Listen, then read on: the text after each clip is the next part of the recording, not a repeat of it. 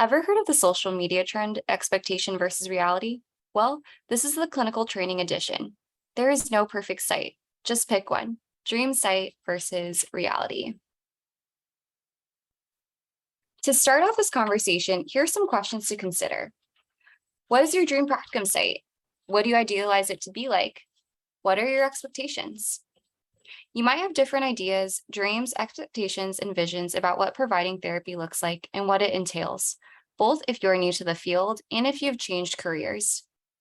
Even if you've experienced from a different field such as social work, healthcare, education, or nonprofit work, it is likely you have an image that comes to mind when you think of becoming a therapist and training at a practicum site.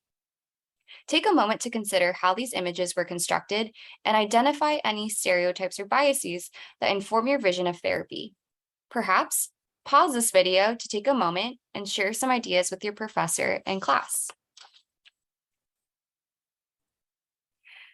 If any of the images and ideas that came to mind were similar to mine, you might have envisioned something that has been shown through Hollywood and entertainment history. When I thought about therapy and becoming a therapist, I thought of wearing cardigans and sitting poised in an accent chair, listening while the client lays down on a couch. I envisioned working with adults in private practice in a calm, cushy office with accent chairs and a lot of books. Anyone else relate?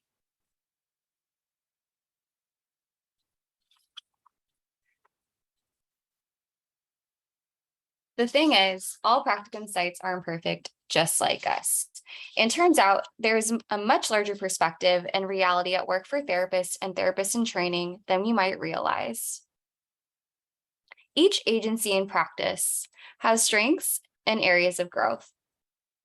They're affected by both systemic barriers and structural barriers.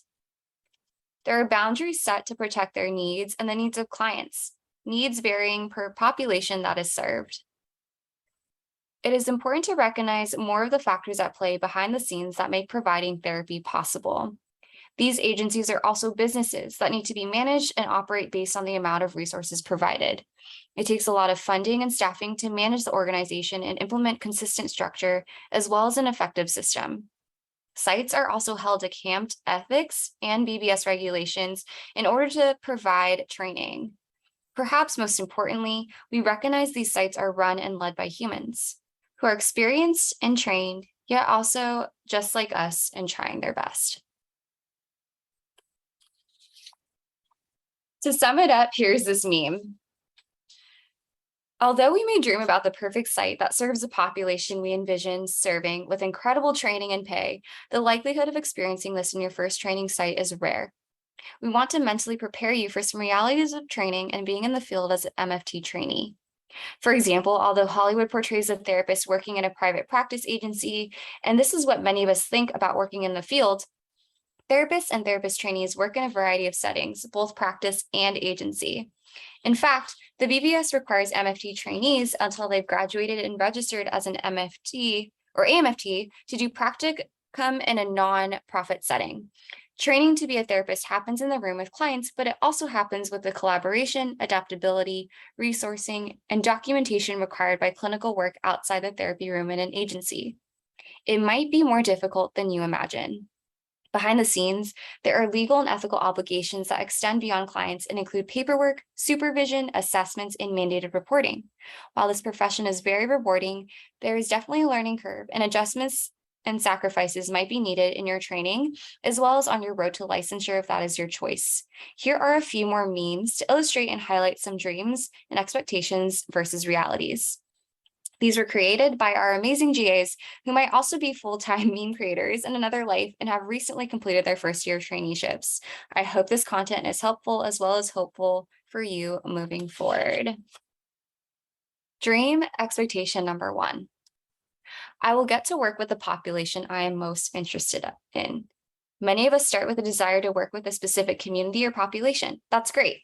It's a sign of interest and passion within the field. However, check out Drake. He knew he didn't want to work with kids. However, because he kept his mind open, there can be incredible opportunities for learning and growth. Simultaneously, working with children and families helps you earn relational hours required for licensure. You need 500 child family couple hours to be eligible for licensure. Dream expectation number 2.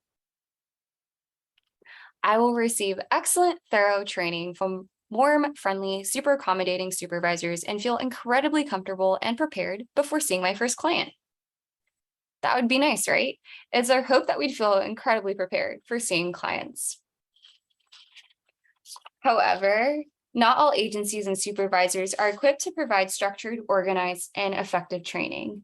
Keep in mind again, no practicum site and no person is perfect. There are barriers that lend to good training, and we are all different people with different beliefs, worldviews, approaches, personalities, etc.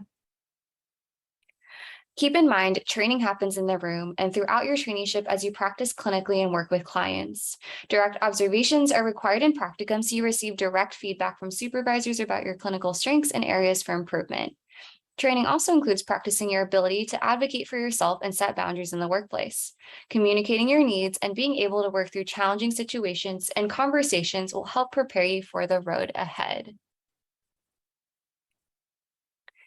These memes might illustrate and highlight the feeling of imposter syndrome, but again, as you continue to practice and experience therapy and being a therapist and training in the room, you will feel more confident and competent over time. Dream expectation number 3. I will find a site that meets all of my needs and it'll be an offer I just can't refuse. That would be the dream, right? In reality, chances are you'll have to make a difficult decision about what offer you accept and where you choose to train. You might have to make a sacrifice or compromise when selecting a site to begin your traineeship at. In the same way, there is no perfect site and there is no perfect decision. The goal is to make the best decision you can and learn from the process and the journey ahead. And that we can guarantee you will learn and grow as a clinician no matter where you go. The CTC team is here to support you as you navigate practicum throughout your time in the program. To end, here are some encouraging memes from our GA team. If you have any questions, feel free to please reach out to our team. And just a reminder to be kind and gracious to yourself in this process. Take care and good luck. We are rooting for you. Thank you for watching. Tune in next week for more.